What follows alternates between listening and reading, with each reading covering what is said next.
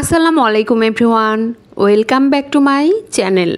যারা নতুন নতুন রান্না শিখছেন বা কেক বানানো শিখছেন এবং যাদের কেক একেবারেই পারফেক্ট হয় না, তাদের জন্য মাত্র একটা ডিম দিয়ে গ্যাসের চুলায় একেবারেই সহজভাবে কেক তৈরি করে দেখানোর চেষ্টা করছি। আর কিভাবে কেক তৈরি করলে কেকে অনেক সুন্দর কালার আসবে তার জন্য থাকছে অনেক টিপস অ্যান্ড ট্রিক্স। যে কেউ রেসিপি শুরু থেকে শেষ পর্যন্ত ফলো করে একদম পারফেক্টভাবে এই কেক তৈরি করে নিতে পারবেন ইনশাল্লাহ। তাহলে আর কথা না বাড়িয়ে চলে যাচ্ছি রেসিপিতে। কেক তৈরির জন্য প্রথমেই মিক্সিং বলে ভেঙে নিচ্ছি নর্মাল তাপমাত্রার একটি ডিম।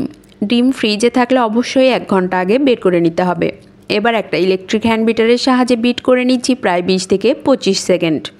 20 থেকে 25 সেকেন্ড বিট করার পরে দেখুন ডিমে অনেকটাই বাবলস ক্রিয়েট হয়েছে। এখন এর সাথে অ্যাড করছি 1/3 কাপ পরিমাণ চিনি।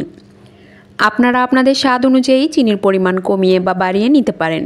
চিনি পুরোটা একবারে অ্যাড করছি না, বারে বারে অ্যাড করছি আর ভালোভাবে মিশিয়ে নিচ্ছি। মেশানোর সময় অবশ্যই খেয়াল রাখতে হবে চিনি যেন একেবারেই গলে যায়।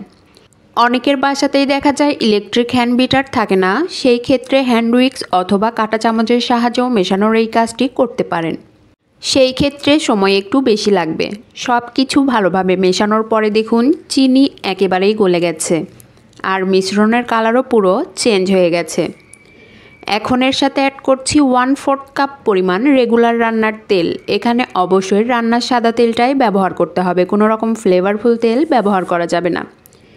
কেকে সুন্দর একটা ফ্লেভারের জন্য আর ডিমের কাঁচা গন্ধ দূর করার জন্য এর সাথে অ্যাড করছি 1 চা চামচ পরিমাণ ভ্যানিলা এসেন্স। ভ্যানিলা এসেন্সের পরিবর্তে অন্য যে কোনো এসেন্স অথবা সম পরিমাণে লেবুর রসও ব্যবহার করতে পারেন। সব কিছু আবারও ভালোভাবে মিশিয়ে নিচ্ছি। মেশানো হয়ে গেছে, এখন এর সাথে শুকনো উপকরণগুলো অ্যাড করতে হবে। এর জন্য একটা চালনি নিয়েছি। চালনির মধ্যে দিচ্ছি 1/2 কাপ পরিমাণ আটা। আপনারা চাইলে আটার পরিবর্তে ময়দাও ব্যবহার করতে পারেন। 1/2 চা চামচ পরিমাণ বেকিং পাউডার, সামান্য লবণ। যে কোনো মিষ্টি খাবারে সামান্য লবণ দিলে খাবারে ব্যালেন্স হয়, তবে যারা পছন্দ করেন না তারা বাদ দিতে পারেন। এবার সবগুলো ভালোভাবে চেলে নিচ্ছি। যে কোনো কেক তৈরি করার ক্ষেত্রে অবশ্যই শুকনো উপকরণগুলো চেলে নিতে হবে, এতে করে কেক অনেক বেশি সফট, মসৃণ আর ফ্লাফি হবে। এখন একটা হ্যান্ড উইক্সের সাহায্যে সবগুলো ভালোভাবে মিশিয়ে নিচ্ছি। একদিক থেকে ঘুরিয়ে ঘুরিয়ে ফোল্ডিং মেথডে মিশিয়ে নিচ্ছি, এতে করে সবগুলো খুব দ্রুত মিশে যায়।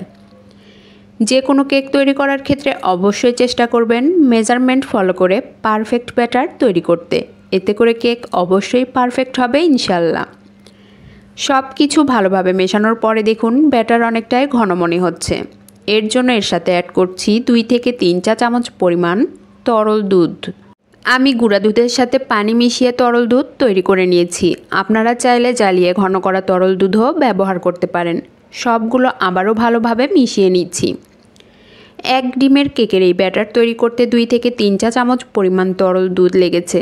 আপনাদের এর চেয়ে কম বা বেশি লাগতে পারে। সবগুলো ভালোভাবে মেশানোর পরে ব্যাটারের কনসিস্টেন্সি ঠিক কেমন হয়েছে আমি আপনাদের দেখিয়ে দিচ্ছি। দেখুন ব্যাটার একটু উপর থেকে ফেললে সাথে সাথে মিলিয়ে যাচ্ছে না, কয়েক সেকেন্ড পর মিলিয়ে যাচ্ছে। কেক তৈরি করার জন্য ব্যাটার একদম পারফেক্টভাবে রেডি।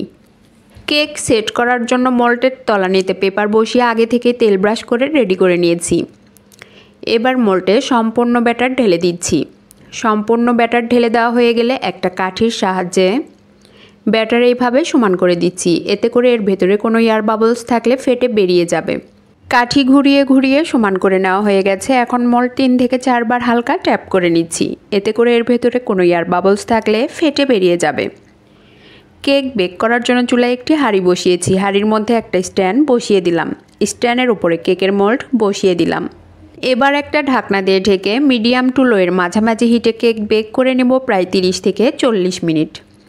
আর কেক বেক করার ক্ষেত্রে অবশ্যই চেষ্টা করবেন সিলভার বা অ্যালুমিনিয়ামের হাঁড়ি ঢাকনা ব্যবহার করতে, এতে করে কেকে অনেক সুন্দর কালার আসবে। ঢাকনার উপরে একটা ভারী শিল দিয়ে দিয়েছি, এতে করে ভেতরের ভাপ কোনোভাবেই বেরোতে পারবে না। 30 থেকে 40 মিনিট পর ঢাকনা সরিয়ে মাশাআল্লাহ দেখুন কত সুন্দরভাবে বেক হয়েছে। ভেতরে পারফেক্টভাবে হয়েছে কিনা একটা কাঠি দিয়ে চেক করে নিচ্ছি। কাঠি একদম ক্লিন আসছে, তার মানে ভেতরেও একদম পারফেক্টভাবে হয়ে গেছে। কেক গরম থাকা অবস্থায় কখনোই মোল্ড আউট করতে যাবেন না। কেক একেবারেই ঠান্ডা হয়ে গেছে, এখন মোল্ড আউট করে নিচ্ছি। যে কোনো কেক বেক করার টাইম সবার ক্ষেত্রে একই রকম নাও লাগতে পারে। কেক কতটা ছোট বা বড় তার উপর নির্ভর করে কেক বেক করতে ঠিক কতটা টাইম লাগবে। কেক বেক করার সময় বারবার ঢাকনা সরিয়ে চেক করতে যাবেন না। 30 মিনিট পর ঢাকনা সরিয়ে একবার চেক করে নেবেন, না হলে আরও 5 থেকে 10 মিনিট বেক করে নেবেন। কেক দেখেই বুঝতে পাচ্ছেন কতটা পারফেক্ট হয়েছে। আপনারা বাসায় অবশ্যই একবারের জন্য হলেও রেসিপি ফলো করে ট্রাই করবেন। আশা করছি নিরাশ হবেন না। আমার রেসিপির কোথাও যদি আপনাদের একটুও ভালো লেগে থাকে অবশ্যই লাইক, শেয়ার, কমেন্টস করবেন আর সাবস্ক্রাইব করে আমার পাশেই থাকবেন। এবার কেক কেটে দেখিয়ে দিচ্ছি কতটা নরম তুলতুলে আর স্পঞ্জি হয়েছে। আশা করি আমার রেসিপি আপনাদের সকলেরই অনেক ভালো লেগেছে। এতক্ষণ আমার সাথে থাকার জন্য সবাইকে অনেক অনেক ধন্যবাদ। আসসালামু আলাইকুম, আল্লাহ হাফেজ।